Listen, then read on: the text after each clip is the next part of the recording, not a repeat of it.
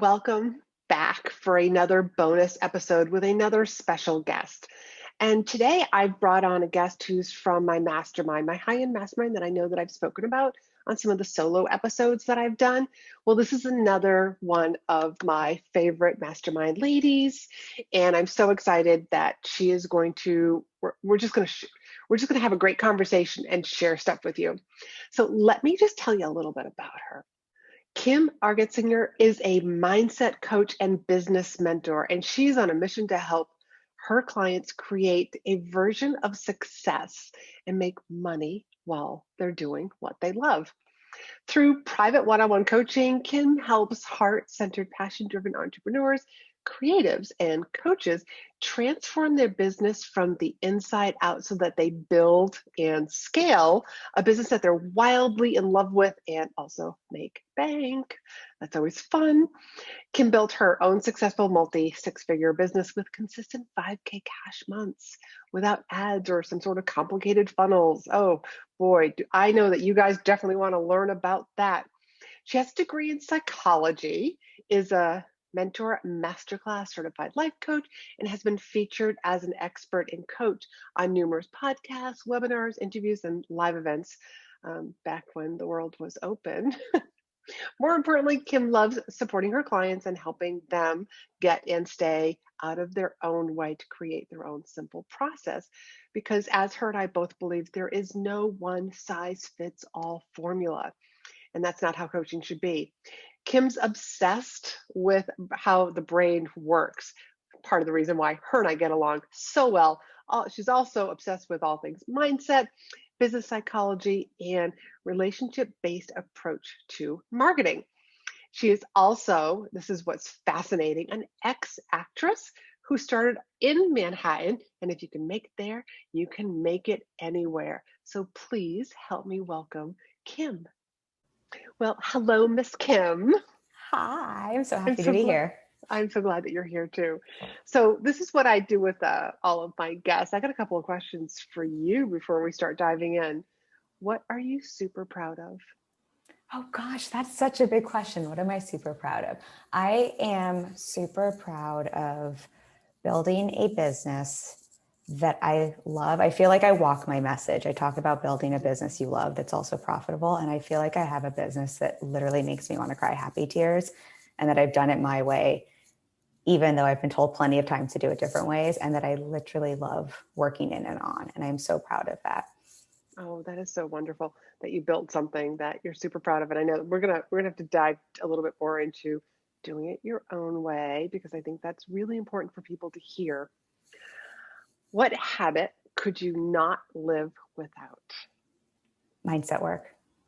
Is that a habit? Does that count as a habit? Yeah, it counts as a habit. Daily mindset work. It's so funny because I know you well. I just want to throw these questions back at you. But yes, daily, that is a habit. Every day mindset work. For me, it's pen and paper, journaling, affirmations. I mean, also sometimes I ask myself questions and self-coach, but it's always pen and paper for me. Perfect. Me too. I mean, there's something about physically writing that I think is just so hugely beneficial, besides the fact that it's really good for our brains and neuroscience wise. I was just going to say, I know you know this. Yep. So let's talk about doing it your way, because you're right.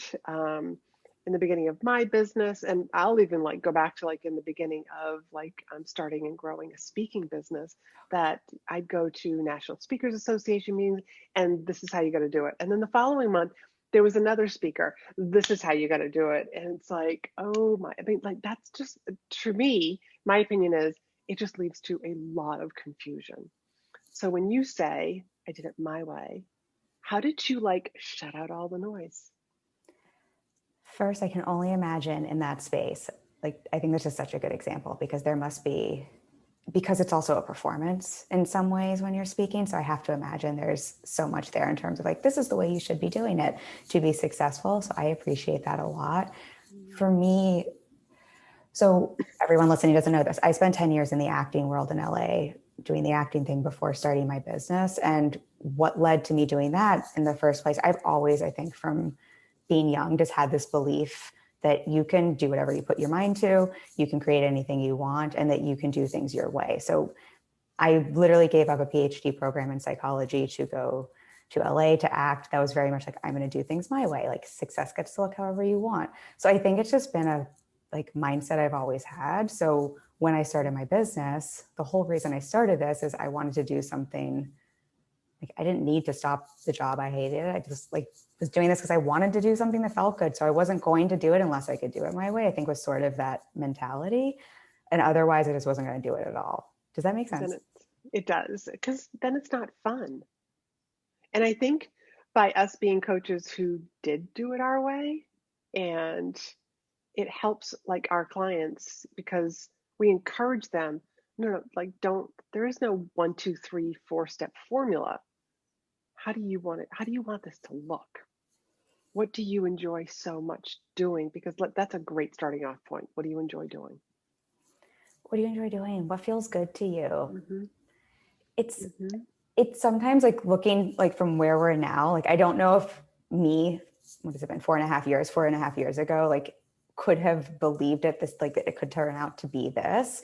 And it was almost like it's like what you don't know sometimes is a blessing, because it was almost like I went in naive where it's like, well, of course I can do it my way. Like, of course this, it was like almost better that I didn't know all the noise, because I wonder then had I had more noise if it would have been more daunting and gotten in my way more. Mm-hmm. Something else that I was talking to another guest about was, do you ever, when you started this, did you ever think like so far ahead? And the reason why I'm asking is because you just said, um, I'm glad I didn't know all that stuff, because I'm glad I was sort of naive to doing it and I could do it my way. Do you ever think like way down the road, does that? Because sometimes I find some of my clients like that overwhelms them. Like, oh my God, like to have like a 500K business, to have $1 million business, they're like, oh my God. I think, well, I don't know if this answers the question, but what comes up for me when you say that, I feel like what happened for me is I came in not knowing all of that. Mm-hmm. Like my goal is that like, I love this work and I believe in it so much because it's helped me so much. I want to make money doing work I love, period. And like be able to pay my bills. But I think what happened is I got into the business, started learning online business, started having some success. And then it was almost like, then I got in my own way. Like I had some success and then I learned a bunch, and then I started looking forward in terms of like, here are all the things you could do and the way it could look. And it was almost like I did it backwards. It was like started to grow everything you're talking about here, like that you're saying comes up for your clients sometimes, and then got in my own way. And I think in that way, then all of a sudden I was like, oh, but this is what it should look like. Am I doing it wrong? And it was almost like I took 2 steps backwards, Mm-hmm. and very much resonate with what you're saying there. So it's a long-winded way of saying yes. Oh my goodness, I'm doing it wrong. Yes, I And must be it's doing it wrong, even though it's working. So let me change everything. so when you said like I had, when we were talking before we started recording, like you got your first client from an Instagram post, a Facebook group, and your email list. Talk to us about that, because I think a lot of people like want to know that, like, where do I get my first few clients? How do I get my first few clients? I think this was in like kind of what we're talking about. Like I like knew more than I gave myself credit for, but I also had the blessing of being naive. And so I thought, well, okay, I want clients. I'm going to put out, like literally my business plan was, someone asked me, like, I'm going to put out content and I'm going to invite people into calls and give them free coaching calls, and I'm going to book clients. And so I did that. It sounds so overly simple, but I went into Facebook groups and I shared content. I answered people's questions and invited people into calls. And I did the same on Instagram and with my email list. I knew enough. I started a blog, even though people told me blogging was stupid. I started a blog, and all of those led to calls and clients. And it was very simple. But the funny thing, just to piggyback on what we're talking about, is, and then I learned about business and I started overcomplicating things. And it was just really interesting to see what I've now gone back to is pretty much what I was doing when I started my business, not what I was doing when I learned a whole bunch of cool things to do. It's kind of funny that, the oh my God, then I started learning about business, learning about the online space, and then it's like, oh my God, I must be doing this wrong. It's almost like, and I know, I think that you do this, I know that I do, like you got to tell your clients to put blinders on. stop paying attention, because that stuff is what distracts us. Like, focus on the simple things. Just like you said, you put out content, you answered questions, you invited people to a call. Done. It's almost too simple that I think our brains are like, wait, what? I don't know if this comes up for your client or if this comes up for you, but I think with the blinder, because I'm so, like, focus is, I think, then if there was a secret, it's part of the secret. But I think what also happens when things feel easy, it's like we don't count, like that must not count. And our brain is like, it must be more complicated. And so we almost discount it.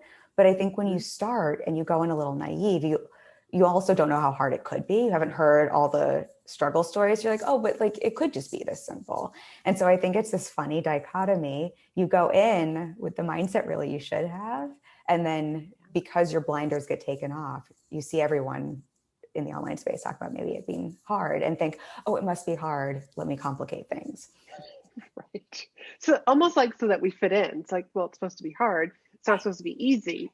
So how do I make, like, our brains are just so, they give us what we want. You want to overcomplicate things? Fine. We'll overcomplicate things. I'll put stuff in your way. You want to fit in and be like everyone else who's saying it's hard? No problem. I got you. It's so true. So true. When did you start getting fascinated with brain science?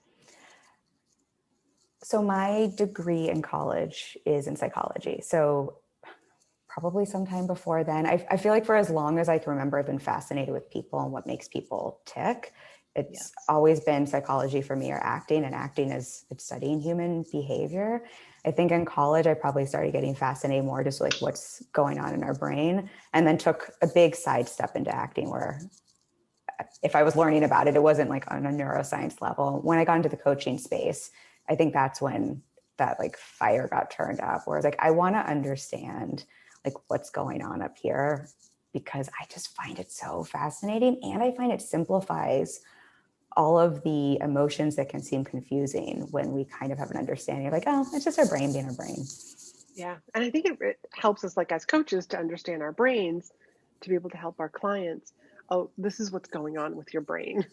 This is, it's your brain that's like, that is part of the reason why you're self-sabotaging. You want one thing, but you have this opposing belief, and that's just one example. But our brains are literally like the foundation. It's our operating system. It's our operating system. And the way you just said that there, I feel like that just normalizes everything too, where suddenly it allows us to create separation, where it's like, it's not you, it's your brain. It's you being human. It's your humanness. And so it's like, and then I think it's easier for us also to look at like, oh, if it's our operating system and it's not me as a person and my worth, it's so much easier to like, let's go in and tinker with the operating system instead of I got to fix me because there's something wrong with me. Right. Because there's nothing wrong with you. Let's just peek at your brain. And let's just figure it out, because there's the things that we want, which I think is very left brain, that logical side. Yes, I want to have the 5K months, but then there's this other belief on the other side, the emotional side, that's like, I can't, like, no, I'm afraid to do that. I'm afraid to make that kind of money. And like that's what holds us back. It's that underlying stuff. The underlying stuff is kind of all the stuff. It's all the stuff, yes. Which is a great walkway into mindset. Mindset. Let's talk about mindset, because it's so, I really think it's so important. One of my podcast episodes was, and maybe you've heard me talk about this, the push-up exercise. Have I ever shared this? Like I know all your stuff. Wait, I want to hear the push-up exercise. So the push-up exercise came from within the past, I think 5 or 6 years. I had gone to the gym, and I'm just noticing my thoughts when I'm doing certain like squats or push-ups. And it's like, if I was having these bad or heavy or negative thoughts, it was so hard to do. But then if I like turned it around and said, no, this is easy. This is easy. I got this. I can do one more. It was so much easier. So here's the push-up exercise that I will give clients. I will tell them to, You're going to do 2 sets of push-ups. I don't care if they're on your toes or if they're on your knees. It doesn't matter. You're going to do the first set, and it can be just 3 push-ups, and you say negative things. I suck at sales. Nobody wants to work with me. I'm a terrible coach. Just like those, you can, if you're listening to this, use those as an example. Stop, take a breath. You're going to do your second set. Again, 3 push-ups, the exact opposite. They're all going to be positive. I'm the best coach that there is. I nail sales calls all the time. People are lining up to work with me. And which one's easy is what I ask them. Which set is easier? Typically, and you work out like I do, typically which set is easier when you're working out? I mean, I'll give you my own version of this. Yes, absolutely. Where you're being nice to yourself and saying the affirming phrases. I love this. I'm obsessed with this. So I had given this to a woman who she attended one of my live workshops, and she had come up to me afterwards, and this is how I started it. She just mentioned that she just got hired in a new position. She knew that she didn't have much confidence, and it was going to affect her position, within the company. And so I told her, do this push-up exercise. Apparently she was doing it every morning and before she went to bed. She sent me an email 3 months later saying, I've been doing the push-up every single day, morning and night. Boy, what a difference does it make? So many thoughts here. So first, she probably has ripped arms. So that's just an added bonus to doing this, if anyone's listening. But what I love about this, so I don't remember who talks about this, but just in terms of how memories are formed in our brain, one of the ways we form memories is by repetition. One is by heightened emotional experience, and one has to do with physical exertion. Because if we think about hunter-gatherer days, running away from a tiger or bear, physical, we had to have those memories sink in so that we could protect ourselves. So when you're doing this exercise with the push-ups and the repetition, it's you're hitting on all of those. It's you get the emotion, you get the repetition, you get the physical exercise. So it's crack for your brain in terms of speeding up the rewiring process. Yes. And, it's just such a great example. I shouldn't even say it's an example. It's an experience to see how much mindset, how much what you think is affecting the rest of your body. Because as I always say, take care from the neck up, because that will take care from the neck down.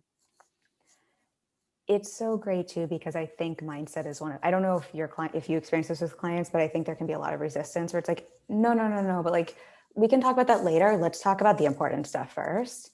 And it's, I think, hard because we can't see it always to believe that mindset actually, we can give all the studies and brain things and tell you all the things, but I think it's hard for people to really latch onto that. So great, because then when you have that experience, you can physically feel the difference. Yeah.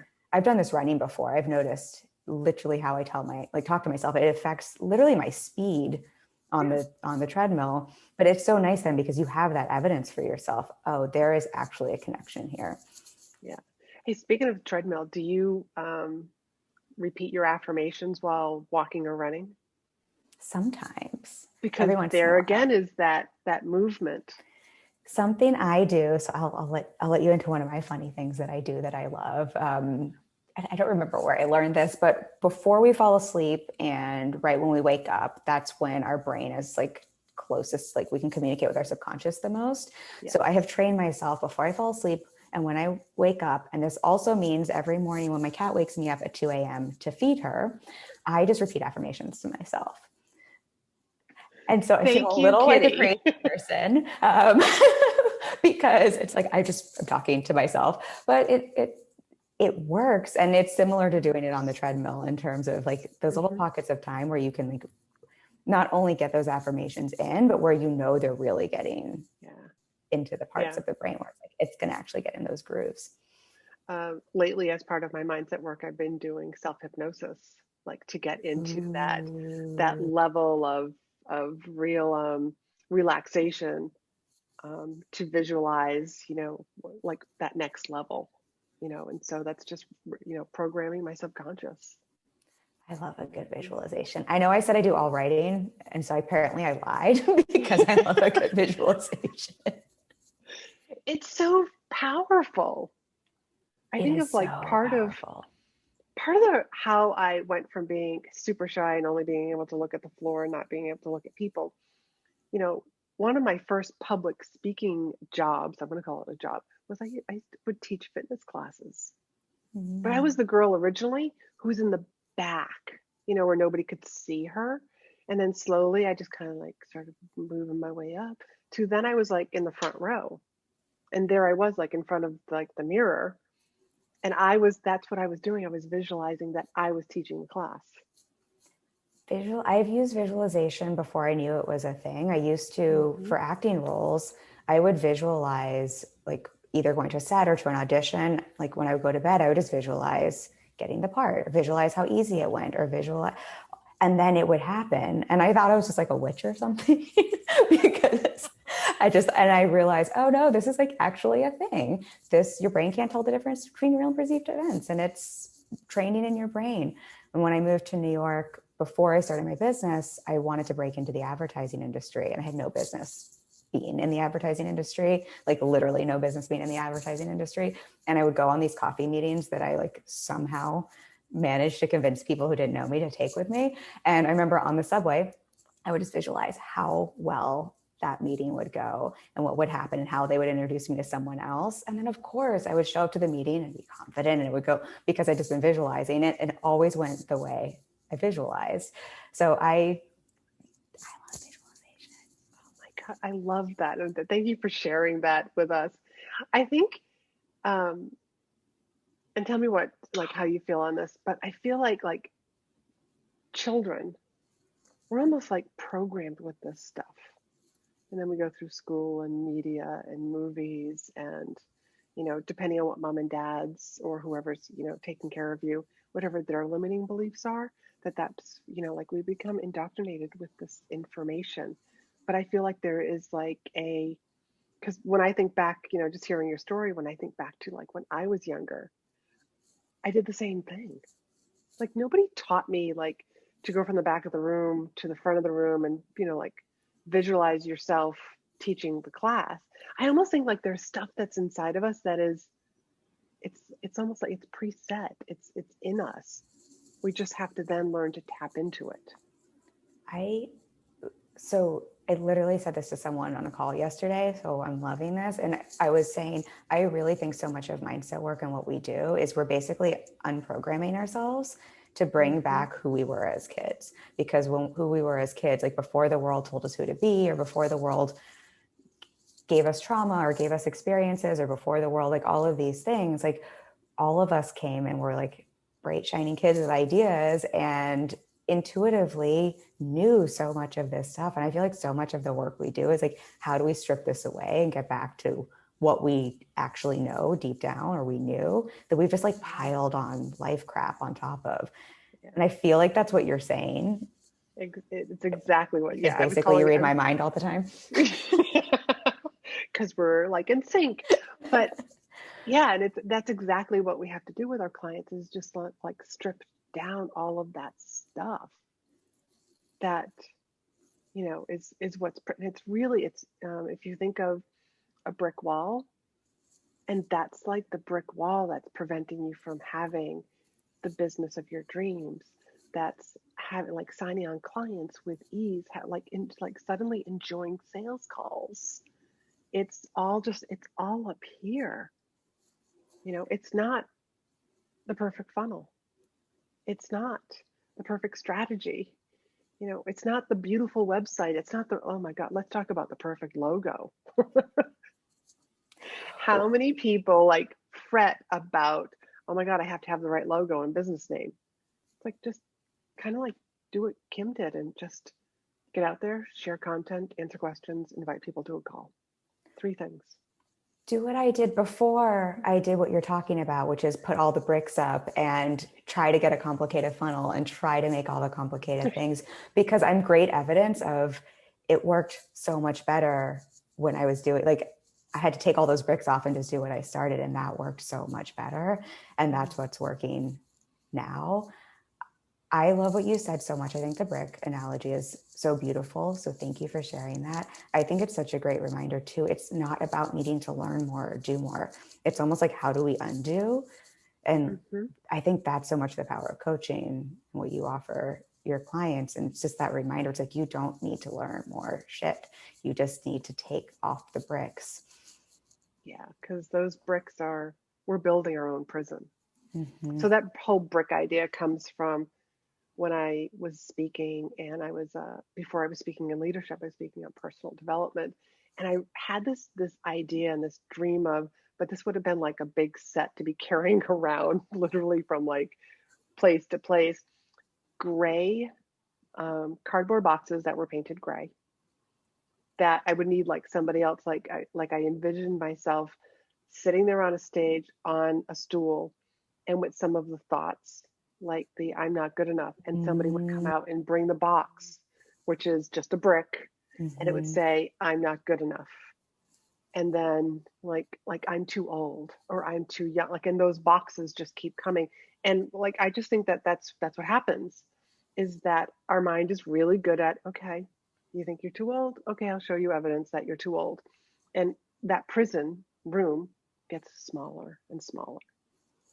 Those bricks get thicker and thicker, and that's what the mindset work is to find the door Mm-hmm. and almost the hammer to tear down the bricks. Mm-hmm. I love that. I think of it sometimes as a backpack too. I've heard that analogy where it's like we keep filling the bricks in the backpack and we're literally carrying away around this weight. Yeah, And it's like, you just take the backpack drop it. off. Yeah. I have one client who talks about the prison, and then she says, and what you don't realize, she's like, and what this work teaches you is half of the time you've built this prison, but if you turn around, it's like the door has been open. You've just been like staring at the brick wall this whole time and making it taller. And all you have to do is turn around. And I think that's such a great, I mean, there's so many That ways to think about it that say that's the I same love that. thing, but I love that. I'm like, sometimes you just have to turn around. Yep, that's right. Sometimes you just have to turn around. That's awesome. So tell us how we can, before I ask you my two other final questions, Ooh. how can, well, maybe I'll just ask you them first. Okay, throw Um, them at me. what books are on your nightstand? So there is, our coach sent it to us. It's a fiction book. It's actually not on my nightstand. I thought it was, but it's What Alice Forgot. And I'm loving it. I'm trying to read more fiction. And in my Audible nonfiction is a book called Stretched, I think is the name of it. I just started it and I'm really, really liking it a lot. But it's more like businessy mindset, like not the fun fiction That's stuff. fun. So the fun fiction, What Alice Forgot, What Alice Forgot. is your fun book. It's my fun book right now. That's fun. That's good. An advice that you would give that you wish you had learned years ago. Oh boy. Advice I wish I had known years ago.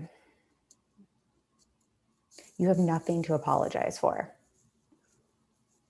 I think that's one I'm still relearning all of the time and have to give myself as advice. And I wish I could go back to Kim 10 years ago, 20 years ago, and just let her know you have nothing. Stop Stop apologizing. apologizing. Yeah. Yep. I love that woman's book. And it's so true. And I catch myself sometimes, like, I apologize. I'm like, what am I apologizing? Why am I saying I'm sorry? Is that just a woman thing? It's not just because I have male clients who do this, but I do think it is much stronger in women because of how we're societally taught to be Mm-hmm. nice and what's appropriate and how we can be accepted and liked. I don't want to keep us off on a tangent here, but I just remember the one fight I got in with my best friend in middle school was because I over apologized. And she wrote me this long letter about how mad she was. She was like, every time you apologize, she's like, I just don't believe it anymore. You have nothing to apologize. And then it makes it not mean anything when you do need to apologize. It was this long, she was so mad at me. And it just sticks with me to this day and it doesn't even serve other people when we're apologizing. Right. Wow. One, thank you for writing that letter. Mm-hmm. I'm sure it hurt at the time, Oh, but then I wanted to apologize for it. yeah, but just that, like, just for her to have that insight into herself, that Mm, to know that, like, every time you apologize, like, because you do it so much, I don't believe you when you're really sorry. I had a mm-hmm. cousin who would, instead of saying, excuse me, like, what did you say? She would say, sorry. like question mark. Mm-hmm. And I always remember her saying that. Just like, why does she say that? We do it well, and I notice, and I promise will be the last thing here, but we do it in so many ways. I see it in clients when I'm editing their copy or their content. Even if we don't say sorry, we use qualifying speech all the time. Like, I just wanted to follow up. I'm just checking in, or is this okay if I say this? Or like, there's just different ways we will like sprinkle it in where we're not saying sorry, but we're basically saying, I'm sorry for taking up space. I'm sorry for sharing my opinion. I'm sorry for following up. And so, advice to myself, stop apologizing. I think to everyone else, stop apologizing. Stop apologizing. Love that. Okay, so where can people find you, learn more about you? You can find me on my website, kimargetsinger.com. And then where I hang out online the most is my Facebook group, Business Besties and Creative Bosses. I would love to have you. We have all sorts of free resources. Depending on when this goes out, I'll let you know what we have in terms of free resources for you. And all of that information will be down in the show notes. And I hope that you guys enjoy this episode with Kim. Thank you so much for being on this episode. It's been such a pleasure to finally to have you on here and just have a conversation again. Thank you for having me. You are amazing. Your work is amazing. I'm just so glad we got to chat. Thank you.